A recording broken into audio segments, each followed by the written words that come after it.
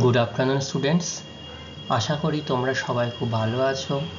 আমি তোমাদের ভূগোল বিষয়ের শিক্ষক মানস স্যার। আমি আজকে চলে এসেছি তোমাদের সামনে একটা নতুন বিষয় সম্পর্কে আলোচনা করবার জন্য। তোমরা সবাই আশা করি খুব ভালো আছো, কারণ আমি এবার জিজ্ঞাসা করব তোমাদেরকে বিগত দিনে যে বিষয় সম্পর্কে আমরা আলোচনা করেছি সেই বিষয়ের প্রশ্ন উত্তর পড়ব। যে আমি একটু দেখব যে তোমরা সবাই কেমনভাবে পূর্বের দিনের যে বিষয়টা সেই বিষয়টা কেমনভাবে বুঝতে পেরেছো কিংবা জানতে পেরেছো, সেটা আমি একটু দেখে নেব এবং এর ফলে আমি বুঝতে পারবো তোমরা সবাই তো রিপ্লাই করেছিলে হ্যাঁ স্যার বুঝতে পেরেছি।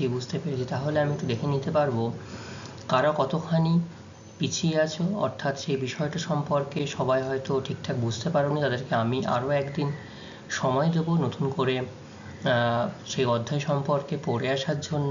পরবর্তী দিনে তাদেরকে আমি আজকের যে বিষয় আলোচনা করব এবং পূর্বের দিনের আলোচনার বিষয়বস্তু দুটি বিষয় আমি একসঙ্গে তাদেরকে জিজ্ঞাসা করব।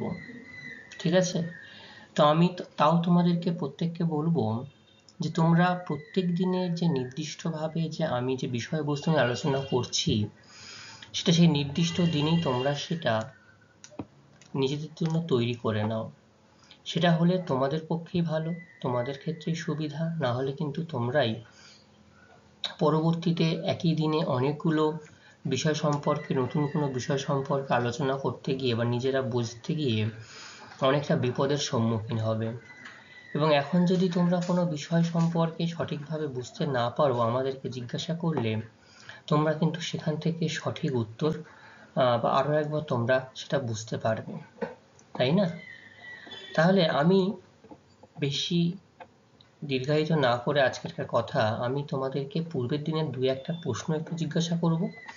আমি পূর্বের দিনে আলোচনা করেছিলাম কি বলতো, একদম ঠিক পশ্চিমবঙ্গ রাজ্যের পরিপ্রেক্ষিতে এখানে কোন কোন অঞ্চলে কি কি কারণে ভূমিকম্প আর ভূমিধস ভূমিকম্প আর ঘূর্ণিঝড় লক্ষ্য করা যায় এবং তার প্রভাব কতখানি পড়ে, এই বিষয় সম্পর্কে আমি আলোচনা করেছিলাম।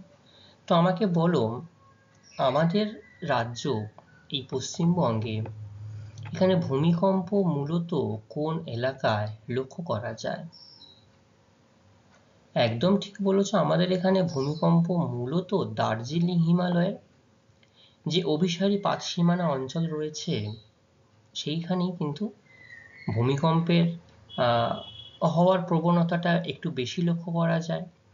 এবং আমাদের এখানে ভূমিকম্প পশ্চিমবঙ্গের সমতল অঞ্চলে অর্থাৎ কলকাতা তথা এই অঞ্চলে সেই অর্থে অতটা বোঝা যায় না, শুধু বোঝা যায় যে হয়তো তাহলে এখানকার কোনো জলাশয়ের জলের কোনো আন্দোলিত হওয়া দেখা বা বড় ঢেউ, এটুকুই আমরা বুঝতে পারি। আচ্ছা বলো তো, এই ভূমিকম্পের ফলে কি কি প্রভাব লক্ষ্য করা যায় সমাজ জীবনে? আচ্ছা হ্যাঁ, ঠিকই বলেছো, জীবন সম্পত্তি হানি হয়, রাস্তাঘাটের ক্ষতি হয়, ধস নামতে পারে, ধস নেমে যোগাযোগ ব্যবস্থা বিচ্ছিন্ন হয়ে যায়, তাই তো? এই বিষয়গুলি আমরা দেখেছি, জেনেছি। আচ্ছা আরেকটা জিনিস বলো, যে পশ্চিমবঙ্গের এই যে ভূমিকম্প অঞ্চল, এই পশ্চিমবঙ্গের ভূমিকম্প অঞ্চলকে কটি বিশেষ অঞ্চলে তাদেরকে বিভক্ত করা হয়েছে? একদম ঠিক, পশ্চিমবঙ্গের এই ভূমিকম্প অঞ্চলকে 5টি নির্দিষ্ট ভাগে এদেরকে বিভক্ত করা হয়েছে, তাই তো? আচ্ছা আরও একটা বিষয়, আরও একটা বিপর্যয়, সেটা হচ্ছে ঘূর্ণিঝড়।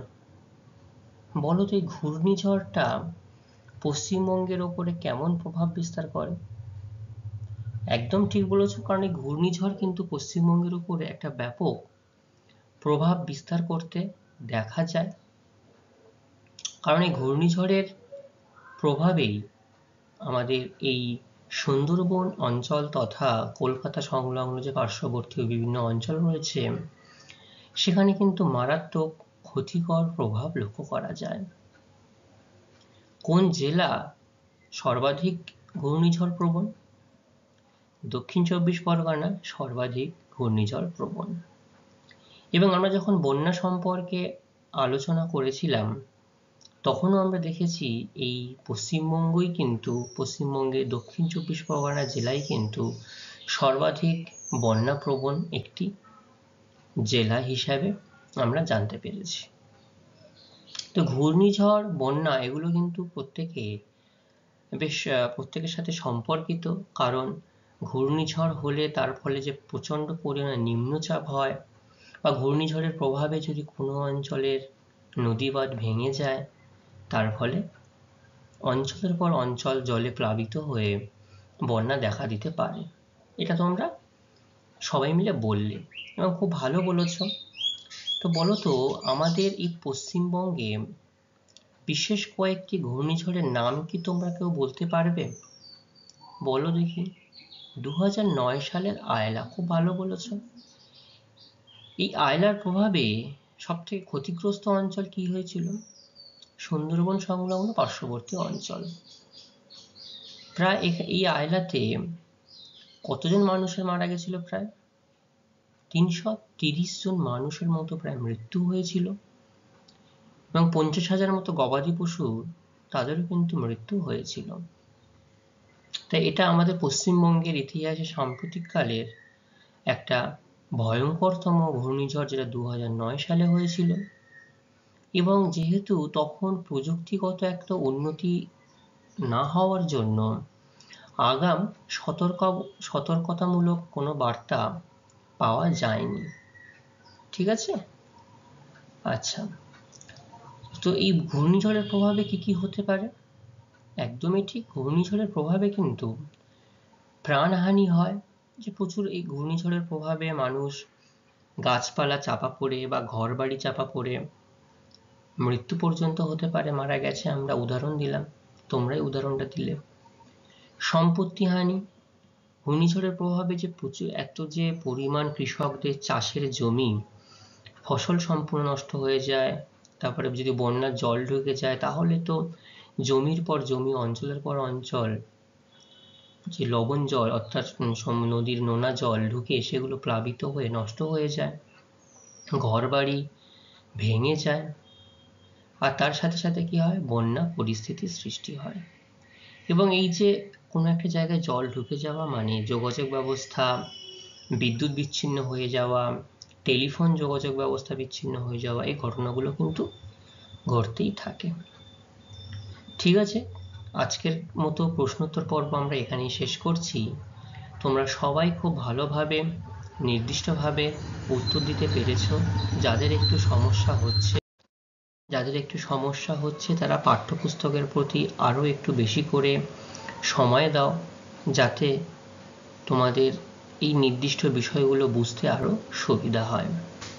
তো আজকেও আমরা আলোচনা করব এই পশ্চিমবঙ্গ রাজ্যের পরিপ্রেক্ষিতেই আমরা যে নির্দিষ্ট বিষয় অধ্যায় সম্পর্কে আলোচনা করছিলাম, সেই অধ্যায়ের পরবর্তী যে বিভিন্ন অংশগুলো রয়েছে সেইগুলো সম্পর্কে একটু আলোচনা করে নেব। তো আমরা ভূগোল বিষয়ের যে ষষ্ঠ অধ্যায় সম্পর্কে আলোচনা করছিলাম, দুর্যোগ ও বিপর্যয়, আজকে আমাদের আলোচনার বিষয়বস্তু হচ্ছে ভূমিধস। কি করে আমাদের সুন্দরবন সংলগ্ন এলাকায় ভূমিধস নামে, তার সাথে নদী পাড়ের ভাঙন লক্ষ্য করা যায়, সেগুলো সম্পর্কে আমরা একটু আলোচনা করে নেব। ঠিক আছে? তাহলে তোমরা সবাই একটু মনোযোগ সহকারে শোনো, এবং যদি তোমাদের কোথাও কোনো অসুবিধা হয় আমাকে অবশ্যই জানাবে। আচ্ছা, আজকে আমরা এই পশ্চিমবঙ্গের দুর্যোগ ও বিপর্যয়ের প্রকৃতি ও তার প্রভাবে ভূমিধস এবং নদী পাড়ের ভাঙন আলোচনার সাথে সাথে পশ্চিমবঙ্গের জন্য যে নির্দিষ্ট দুর্যোগপূর্ণ অবস্থার আলোচনা, সেটা আমরা আজকে সমাপ্তি করতে পারবো। পরবর্তী দিনে আবার নতুন অংশ আমরা আলোচনা করব। প্রথমে ভূমিধস সম্পর্কে আলোচনা করব। তো ভূমিধস কাকে বলে সেই সম্পর্কে ইতিমধ্যে তোমাদের ধারণা হয়েছে। কিভাবে ভূমিধস হয় বলো তো? ভূমিধস যদি কাকে বলা হয় কি বলবে তোমরা? একদম ঠিক, পর্বতের ঢালে শিলা ও মাটির স্তূপ কি হয়, মাধ্যাকর্ষণ শক্তির টানে হঠাৎ যখন দ্রুত গতিতে নিচের দিকে নেমে আসে তাকে ভূমিধস বলা হয়। তাহলে এখানে কোন শক্তি কাজ করে? মাধ্যাকর্ষণ শক্তি এখানে সর্বাধিক কাজ করে, তার জন্যই এই মাধ্যাকর্ষণ শক্তির টানে দ্রুত গতিতে নিচের দিকে নেমে আসে, একে আমরা ভূমিধস বলছি। উঁচু পার্বত্য ঢালে বা পাদদেশে, তাহলে পার্বত্য অঞ্চলেই ভূমিধস ঘটে, কারণ সমতল এলাকায় তো কোনো আমরা উঁচু নিচু ভূমিভাগ কি আমরা দেখতে পাই? দেখতে পাই না। আমরা যেগুলো মূলত দেখতে পাই সেটা হচ্ছে এই উঁচু নিচু ভূমিভাগ পাহাড়ি অঞ্চলে লক্ষ্য করা যায়, ঠিক আছে? আর এটা পশ্চিমবঙ্গের একটা আধা প্রাকৃতিক সীমাবদ্ধ বিপর্যয়।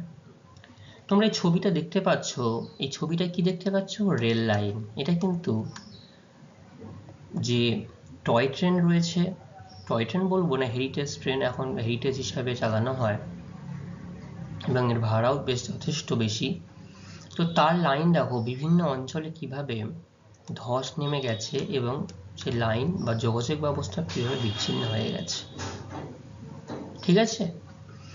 তো এই ধস কিন্তু বেশি লক্ষ্য করা যায় বর্ষাকালে, কারণ বর্ষাকালে যখন অতিরিক্ত বৃষ্টি হয় বা নর্মালি বৃষ্টি হয়, তখন বিভিন্ন অংশে ফাটলের মধ্য দিয়ে জল গিয়ে মাটির যে স্তর থাকে সে স্তর একটা আলগা হয়ে যায়।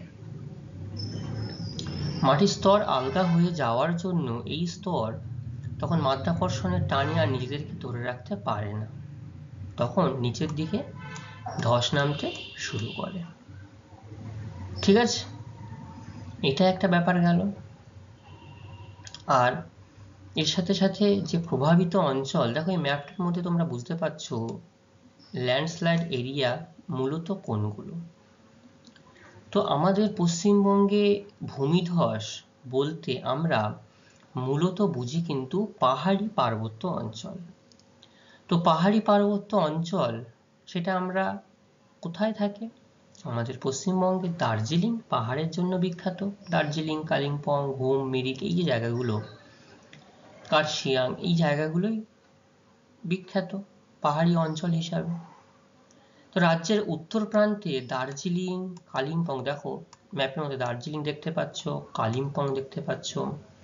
হিমালয় পার্বত্য অঞ্চলে বিভিন্ন যে অঞ্চল, ছোট ছোট অঞ্চল, তিনধুরিয়া, রিম্বিক, পাগলঝোড়া, পাখরাবাড়ি, বিজনবাড়ি, দার্জিলিং এর খুব বিখ্যাত বিখ্যাত জায়গা এগুলো। কার্শিয়াং, এই হচ্ছে কার্শিয়াং, কার্শিয়াং, ঘুম, হচ্ছে ঘুম, সুখিয়া পুকুরি, তিস্তা, এই যে তিস্তা নদী, দেখো এই যে তিস্তা নদী দেখতে পাচ্ছ। ও মহানদীর দুপাশ অত্যন্ত ধসপ্রবণ এলাকা। তাহলে দেখো এই দার্জিলিং, কালিম্পং, ঘুম, কার্শিয়াং, এই যাবতীয় এই অঞ্চলেই কিন্তু ধসপ্রবণ এলাকা বা এই অঞ্চলেই ধস দেখতে পাওয়া যায়। কারণ এই কার্শিয়াং এর পরে যখনই আমরা শিলিগুড়ি, জলপাইগুড়ি চলে আসবো, এখানে কিন্তু অতিরিক্ত আর সেই পাহাড় বা এই উঁচু নিচু ভূভাগ আর লক্ষ্য করা যায় না, অনেকটা সমতল এরিয়ায় আমরা প্রবেশ করি, ঠিক আছে? আর কোথায় ধস নামতে পারে? পশ্চিম বর্ধমান জেলায় দেখবে অনেকগুলো আমাদের এখানে কয়লা খনি রয়েছে।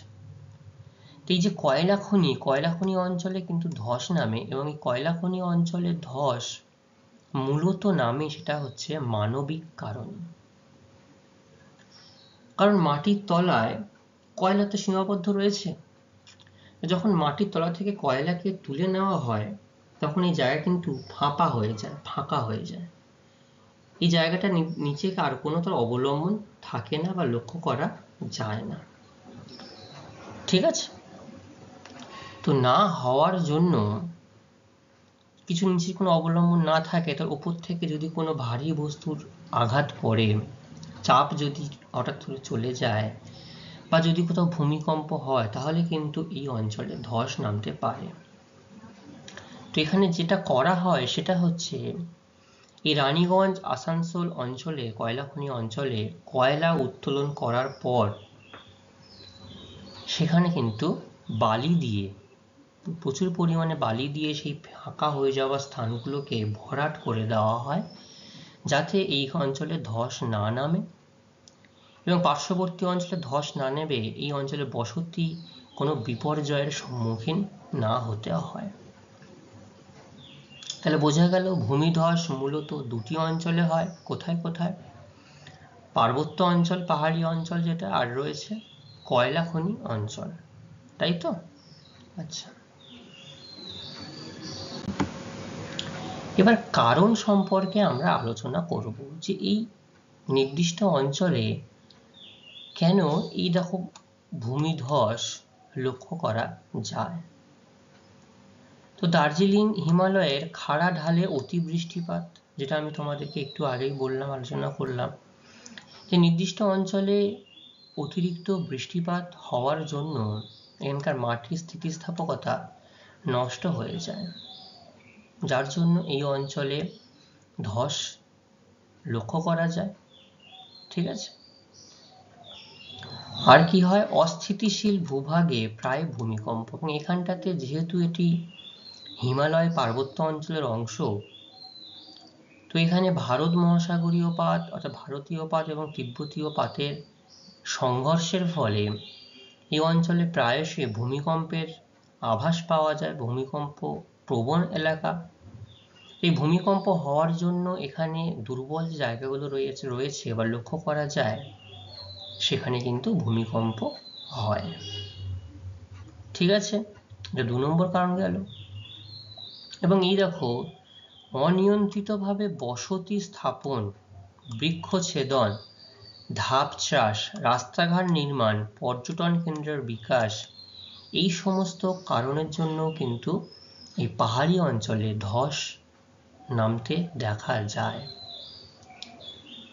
কারণ এই পাহাড়ি অঞ্চলে যেহেতু আমাদের সমতল অঞ্চলের মানুষ ঘুরতে যেতে খুব ভালোবাসে, তো তাদেরকে রাখার জন্য হোটেল ব্যবস্থা, হোমস্টে যেখানে সেখানে প্রচুর পরিমাণে গজিয়ে উঠেছে বা গড়ে উঠেছে, এবং সেখানে কোনো নির্দিষ্ট কোনো প্ল্যান মাফিক বা বৈজ্ঞানিকভাবে সেখানকার কাঠামো নির্মাণ করা হচ্ছে না। না হওয়ার জন্য যেখানে সেখানে ধাপ কেটে দিয়ে এই যে পাহাড়ি অঞ্চলে যে একটা পাথরের সঙ্গে আরেকটা পাথরের যে একটা সঙ্গবদ্ধ অবস্থান, সে অবস্থানগুলো কি করছে, স্থিতিস্থাপকতা নষ্ট হয়ে যাচ্ছে। নষ্ট হয়ে যাওয়ার জন্যই এই অঞ্চলে কিন্তু ধস লক্ষ্য করা যাচ্ছে। এবং এই যে অতিরিক্ত পরিমাণ বসতি স্থাপন বা হোটেল নির্মাণ করার জন্য কি করা হচ্ছে, পাহাড়ি অঞ্চলের বৃক্ষকেও কেটে ফাঁকা করে দেওয়া হচ্ছে। অতিরিক্ত বৃক্ষ কাটলে কি হয় তোমরা বলো? মাটির যে শিকড়, এই শিকড় কি হয়, আলগা হয়ে যায়, মাটি আলগা হয়ে যায়। আলগা হয়ে যাওয়ার জন্য এখানে কিন্তু এই ধস নামতে দেখা যায়। ঠিক আছে? আচ্ছা, আর কি হয়, জমির রক্ষণাবেক্ষণের অভাব এখানে থাকে। ঠিক আছে, সঠিকভাবে জমি পর্যালোচনা না করার জন্য, এবং সেই অঞ্চলে আমরা যে গাছ লাগিয়ে রাখি কিন্তু পতিত জমি হয়ে যায়, তাহলে সেটা পতিত জমি হয়ে গিয়ে সেখানে বৃষ্টির ফোঁটা পড়ে সেই জায়গাটা জল প্রবেশ করে মাটির মধ্যে, সেখানে ধস নামতে পারে। আর কি হয়, পশ্চিমের কয়লা বলয়, অর্থাৎ যেটা আমাদের বর্ধমান এলাকা, বর্ধমান, রানীগঞ্জ, আসানসোল, দেখবে এই অঞ্চলে যেমন প্রচুর কয়লা খনি রয়েছে, এখানে তো বড় বড় শিল্পাঞ্চলও গড়ে উঠেছে। তো এখানে যদি কয়লা উত্তোলনের পর, যেটা বললাম, ভরাট করতে হবে, উপযুক্ত পরিমাণে যদি বালি ভরাট না করা হয়, তাহলে কিন্তু অঞ্চলের পর অঞ্চল ধস নামে, এবং যার জন্য এখানে প্রকৃতি ভাব কোনোভাবে দায়ী নয়। আমরা মানুষরা নিজস্ব লোভ এখানে দায়ী, এবং যথেচ্ছ পরিমাণে কয়লা চুরি হয়ে যায়, তারপরে কয়লা পাচার হয়ে যায়, এবং শুধু কয়লা উত্তোলনই করা হয়, কিন্তু তারপরে যে উপযুক্তভাবে ভরাট করতে হবে বালি, সেটা সবাই করে না, যার জন্য এই অঞ্চলে মাঝে মাঝে ধস নামতে দেখা যায়। তাহলে এতক্ষণে আমরা যেটুকু আলোচনা করলাম, যে ভূমিধসের সংজ্ঞা, পশ্চিমবঙ্গের কোন কোন অঞ্চলে ভূমিধস লক্ষ্য করা যায়, এবং তার কারণ, যে কি কি নির্দিষ্ট কারণের জন্য পশ্চিমবঙ্গে ভূমিধস ঘটতে দেখা যায়। ঠিক আছে, বোঝা গেল এই পর্যন্ত? আচ্ছা, আমাকে যে কোনো দুটো বলো তো, আমি যেটুকু বললাম এখন। একদমই ঠিক, ভূমিকম্পের জন্য হতে পারে, আর অতিরিক্ত বৃষ্টিপাত। বাহ, খুব ভালো, তার মানে সবাই শুনছে। আচ্ছা, খুব ভালো লাগলো শুনে। আচ্ছা, এই যে ভূমিধস হচ্ছে, ভূমিধসের ফলে কি কি প্রভাব লক্ষ্য করা যাচ্ছে? তো স্বাভাবিকভাবেই ভূমিধসের প্রভাবে আমরা যেটা প্রথমে দেখেছি, রাস্তার উপর পড়লে যোগাযোগ অবস্থা বিচ্ছিন্ন হয়ে যাচ্ছে, বাড়িঘর, আগের ছবিটা দেখলে বাড়িঘর নষ্ট হয়ে যাচ্ছে, দেখো ব্রিজ ভেঙে যাচ্ছে, এবং যোগাযোগ ব্যবস্থা, এই যে টয় ট্রেনের লাইন, এগুলোও নষ্ট হয়ে যাচ্ছে, এখানকার বাস্তুতন্ত্র নষ্ট হয়ে যাচ্ছে। তাহলে প্রথমে জীবন ও সম্পত্তি হানি এটা হয়, সেটা আমরা বুঝতে পারছি প্রত্যেকটা বিপর্যয়ের ক্ষেত্রে। এই ধ্বংসস্তূপ কোথায় হয়? মূলত পাহাড়ের পাদদেশীয় যে অঞ্চলগুলো, এবং পাদদেশীয় অঞ্চলে যে বড় বড় গ্রাম রয়েছে, সে বড় বড় গ্রামের ওপরেই কিন্তু ঘর বাড়ি, মানুষ, জীবজন্তু এগুলো চাপা পড়ে যায়, এবং চাপা পড়ে যাওয়ার জন্য এই অঞ্চলে বাড়িঘরগুলো বসে গিয়ে অনেকখানি নষ্ট হয়ে যায়। ঠিক আছে, তাহলে পাহাড়ে যেমন এই বড় বড় গ্রাম নষ্ট হয়ে যাবে, চাপা পড়ে যাচ্ছে, আবার খনি অঞ্চলে কি হচ্ছে, বাড়িঘরগুলো কিন্তু বসে গিয়ে কয়লা উত্তোলনের পর ভরাট না করার জন্য বসে গিয়ে সেগুলো নষ্ট হয়ে যাচ্ছে। 1980 সালে দার্জিলিংয়ের তুংসুং বস্তিতে ধসের ফলে 47 জন মানুষের মৃত্যু হয়েছিল। আর 2006 সালের ধসে দার্জিলিংয়ের ব্লুমফিল্ড পালবাজার অঞ্চলে 13 জনের প্রাণহানির খবর পাওয়া গেছিল।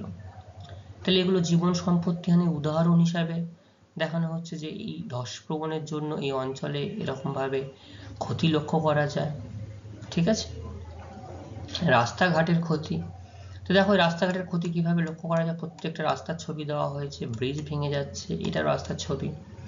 রাস্তাঘাট, রেলপথ ধ্বংসস্তূপ দ্বারা সাময়িকভাবে অবরুদ্ধ হয়ে পড়ে, এবং পর্যটন কেন্দ্রগুলি যোগাযোগহীন হয়ে পড়ে, যে পর্যটকরা আর কিন্তু সহজে তাদের নির্দিষ্ট গন্তব্যে পৌঁছতে পারে না, আবার পৌঁছে গেলেও ফিরে আসার জন্য অসুবিধার সম্মুখীন হয়। বন্যার সৃষ্টি হয়, এই যে ধসটা নামছে, ধস নেমে যদি এই নদী প্রবাহ বন্ধ হয়ে যায়, নদী প্রবাহ বন্ধ হয়ে গেলে 1968 সালে এই তিস্তা নদীতে কিন্তু বন্যা সৃষ্টি হয়েছিল এরকমভাবে।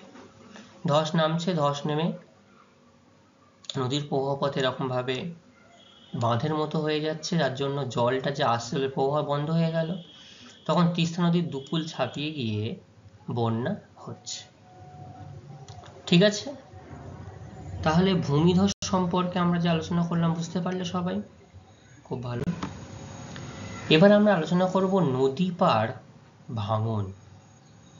কার পরিপ্রেক্ষিতে? পশ্চিমবঙ্গের পরিপ্রেক্ষিতে নদী পাড় ভাঙন।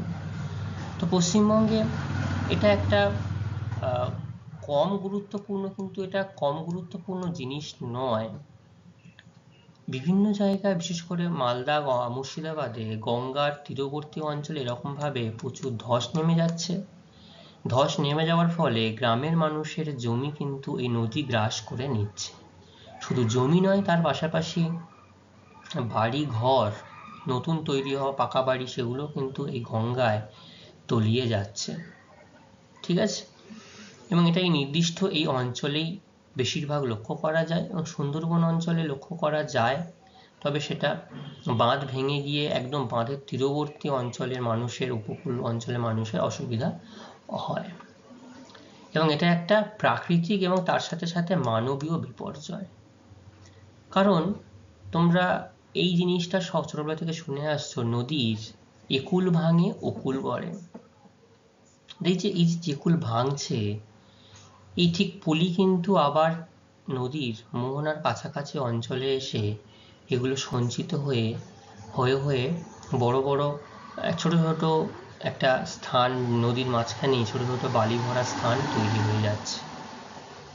তো পশ্চিমবঙ্গের কোন কোন অঞ্চলে এই নদী পার লক্ষ্য করা যায়, নদী পার ভাঙন? মুর্শিদাবাদে গঙ্গা, দেখো যদি আমরা দেখি এই যে আসছে মূলত মুর্শিদাবাদ, এই যে মুর্শিদাবাদ ডিস্ট্রিক্টের মধ্যে দিয়ে আসছে, এগুলো কিন্তু মুর্শিদাবাদের প্রত্যেকটা ব্লক ব্যাপকভাবে ক্ষতিগ্রস্ত হচ্ছে। এছাড়াও মালদাহের গঙ্গা এবং মুর্শিদাবাদে শুধু গঙ্গা না, তার সঙ্গে আরও উপনদী ভৈরব রয়েছে এবং দক্ষিণ চব্বিশ পরগনা হুগলি নদীতেও ভাঙন সমস্যা লক্ষ্য করা যায়। যে মুর্শিদাবাদ, বর্ধমান, নদিয়া এই জায়গাগুলো কিন্তু এগুলো বিশেষ করে এগুলো ভাগীরথী নদী বলা হচ্ছে, তারপরে হুগলি থেকে হুগলি নাম নিয়েছে। তো এই ভাগীরথী নদীর জন্য এই অঞ্চলে কিন্তু বেশ নদী পাড় ভাঙতে দেখা যায়। বোঝা গেল এইটুকু নদী পাড় ভাঙনটা কি? নদী পাড় ভাঙন হচ্ছে নদী, এই যে নদী বয়ে চলেছে আর নদীর যে বাঁধ, সেই বাঁধটা অনেক জায়গায় দেখবে সরু হয়, অনেক জায়গায় বেশ চওড়া হয়। নদীর এই বাঁধের ওপর যদি একদম নদী তীরবর্তী অঞ্চলে এই ভাঙন দেখা যায় তাহলে সেটাকে নদী পাড় ভাঙন বলা হয়। এই নদী পাড় ঠিকই বলো, নদী পাড় ভাঙন কি আমরা রোধ করতে পারি না? অবশ্যই পারি। তাহলে নদী পাড় ভাঙন অঞ্চলে আমাদের বসতি স্থাপন করলে হবে না, কারণ খনন কার্য করলেই কিন্তু এখানে স্থিতিস্থাপকতা নষ্ট হয়ে গিয়ে নদী পাড় ভাঙতে শুরু করবে। এখানে যদি আমরা প্রচুর পরিমাণে গাছ লাগাই তাহলে গাছের শিকড় মাটিকে আঁকড়ে ধরে রেখে এই অঞ্চলের নদী পাড় ভাঙন রোধ করতে সাহায্য করবে। ঠিক আছে, বোঝা গেল? কারণ কি কি? তো নদী পাড়ের মূলত প্রাকৃতিক কারণ এবং মানবীয় কারণ, দুটি কারণ লক্ষ্য করা যায়।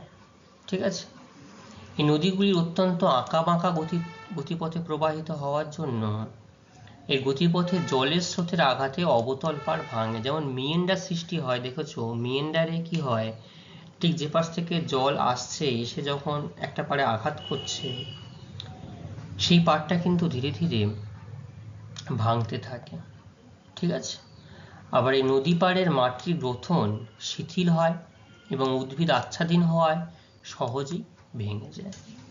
যে পয়েন্টটা যে অংশটা আমি আগেই বলছিলাম, এই নদী পাড়ে যদি প্রচুর পরিমাণে গাছ লাগানো থাকে, দেখো এই যে এখানটা দেখো থ্রেটেন্ড হাউস কিভাবে এখানে আপরুট ভেজিটেশন, কারণ এখানটায় গাছপালা, অর্থাৎ নদীর একদম পার্শ্ববর্তী যে বাঁধ রয়েছে সেখানটায় গাছপালা কেটে নেওয়ার জন্য এই অঞ্চলে মাটির মধ্যে আর সঙ্গবদ্ধ অবস্থা লক্ষ্য করা যাচ্ছে না। পাড় ভাঙতে ভাঙতে ধীরে ধীরে ধীরে ধীরে ধীরে ধীরে কিন্তু বেশ একদম এই থ্রেটেন্ড হাউস মানে এই বাড়িটা এবার ভাঙন হতে হবে আর কিছুদিনের মধ্যে। এবার এই বর্ষাকালে বা ভরা কটা নদী যখন নদীর জোয়ারের জল বৃদ্ধি পাবে তখন এই বাড়িটা আর কিন্তু রক্ষা করা যাবে না।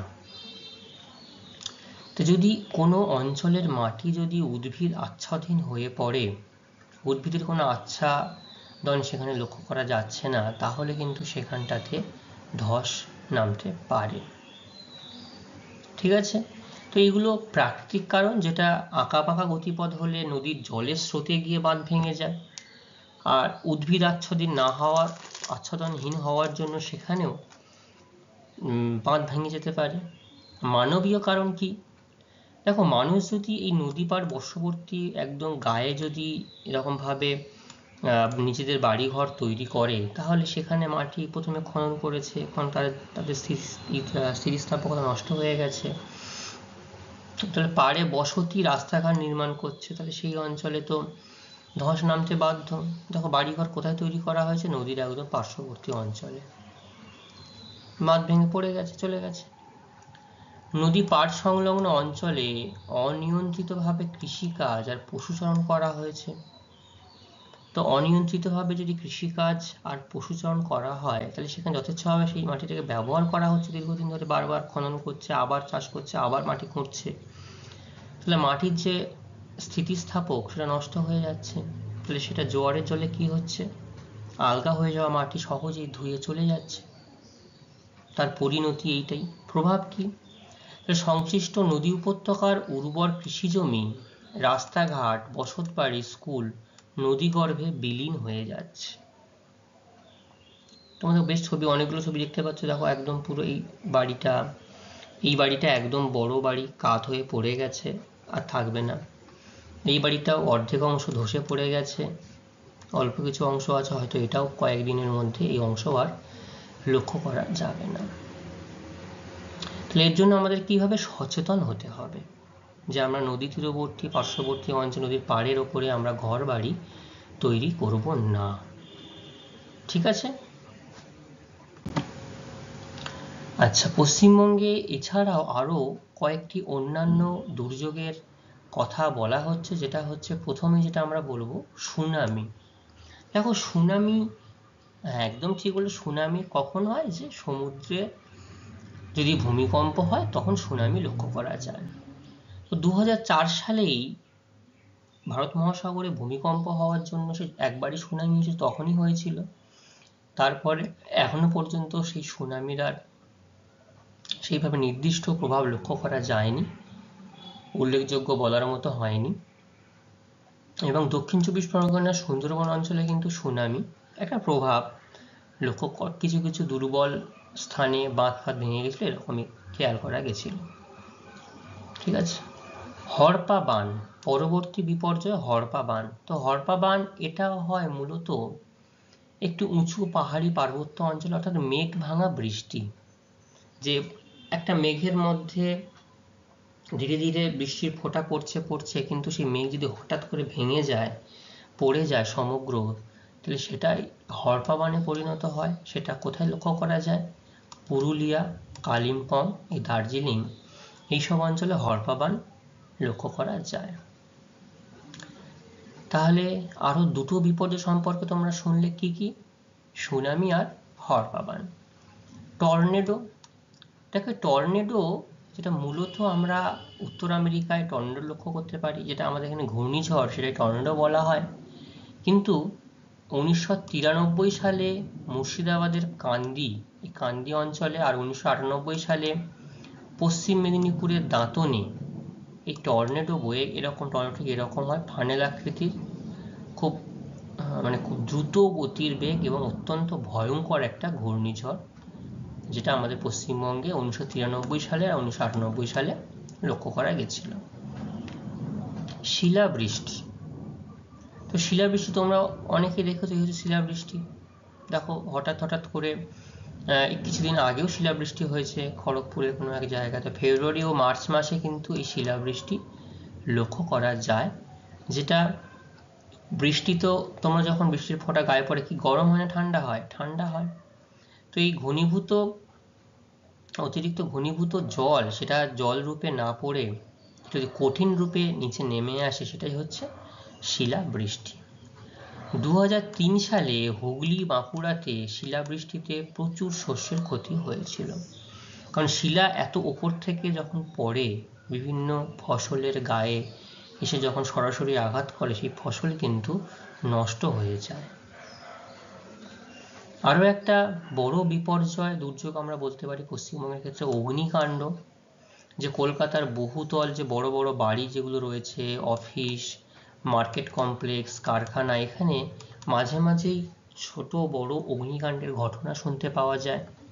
এবং তার জন্যই এখন সরকারের দমকল দপ্তরের পক্ষ থেকে নিয়মিত এদেরকে পরীক্ষা নিরীক্ষা করা হয়, যে এখানকার দমকলের যে নিয়ম অনুযায়ী অগ্নিকাণ্ড নিয়মাবলী অনুসারে এখানকার বাড়িঘর বা এখানকার বিল্ডিং তৈরি করা হয়েছে কিনা, উপযুক্তভাবে যদি আগুন লেগেও যায় আপৎকালীন ব্যবস্থা রয়েছে কিনা, এবং সেখানে জলের ব্যবস্থা রয়েছে কিনা, ফায়ার অ্যালার্ম রয়েছে কিনা, এসবগুলো এখন নির্দিষ্টভাবে চেক করেই তবেই কিন্তু দমকল ছাড়পত্র দেওয়া হয়, বিশেষ করে শপিং মল, বড় বড় হোটেল, কমার্শিয়াল প্লেস, এইসব জায়গাগুলোতে। ঠিক আছে। তো 2011 সালে আমরি হাসপাতালে, এই হচ্ছে আমরি হাসপাতালে অগ্নিকাণ্ড, ব্যাপক এখানে ক্ষতি হয়েছিল, যে রোগী সুস্থ হতে গিয়েই রোগী আর বাড়ি ফেরেনি, সেখানে আরও অসুস্থ হয়ে মারা পড়েছে, অনেকে নিজে ঝাঁপ দিয়েছে আতঙ্কে। এবং 2008 সালে নন্দরাম মার্কেট, এই মার্কেটেও বিধ্বংসী অগ্নিকাণ্ড হয়েছিল, এই অগ্নিকাণ্ডের ফলে প্রচুর মানুষের যেমন ক্ষতি হয়েছে এবং তার পাশাপাশি বাণিজ্যিক ক্ষতির পরিমাণটা অনেক বেশি পরিমাণে লক্ষ্য করা গেছিল। তাহলে আমাদের পশ্চিমবঙ্গের উল্লেখযোগ্য যে দুর্যোগ প্রাকৃতিক সেগুলো আমরা ধীরে আলোচনা করেছি। প্রথম থেকে কি আলোচনা করেছি বলো? বন্যা, খরা, ভূমিকম্প, ঘূর্ণিঝড়, ভূমিধস আর অগ্নিকাণ্ড, তাই তো? এরকম নদী পার ভাঙন। এবং যেগুলো একটু কম দেখা যায় সেগুলো সুনামি, হড়পাবান, টর্নেডো, শিলাবৃষ্টি, অগ্নিকাণ্ড, এগুলো আমরা মাঝে মাঝে হয়ে থাকে। এগুলো একটু কম গুরুত্বপূর্ণ, সেই জন্য ছোট ছোট আকারে এদেরকে তোমাদের সামনে বলা হলো। তো এতক্ষণে আমরা যা বিষয় সম্পর্কে আলোচনা করেছি, কারোর কি বুঝতে কোথাও কোনো সমস্যা হয়েছে? হয়নি, খুব ভালো। তাহলে এই যে এতক্ষণে আমি ভূমিধস, নদী পাড় ভাঙন এবং অন্যান্য বিভিন্ন বিপর্যয় সম্পর্কে বলেছি, তার থেকে গুরুত্বপূর্ণ প্রশ্নাবলী সেগুলো কিন্তু এগুলো। তো এই প্রশ্নগুলি আমি তোমাদের সামনে রেখেছি বা রাখছি, এগুলো তোমরা নোট ডাউন করে নাও। এইখান থেকেই পরবর্তী দিনে আমি তোমাদেরকে প্রশ্ন জিজ্ঞাসা করব, ঠিক আছে? এবং নির্দিষ্ট পাঠ্যপুস্তক থেকে তোমরা ভালোভাবে পুরো পশ্চিমবঙ্গের পরিপ্রেক্ষিতে যে দুর্যোগ বিপর্যয় সম্পর্কে আলোচনা করা হয়েছে সেগুলো তোমরা একটু দেখে আসবে। পরের দিন তোমাদেরকে এখান থেকে প্রশ্ন জিজ্ঞাসা করব। তাহলে আজকের ক্লাস আমাদের এই পর্যন্তই থাকবে। পরবর্তী দিনে পরবর্তী ক্লাসে আমরা পরবর্তী অংশ আলোচনা করব বিস্তারিতভাবে। ততক্ষণে সবাই খুব ভালো থাকবে। সকলকে অসংখ্য ধন্যবাদ।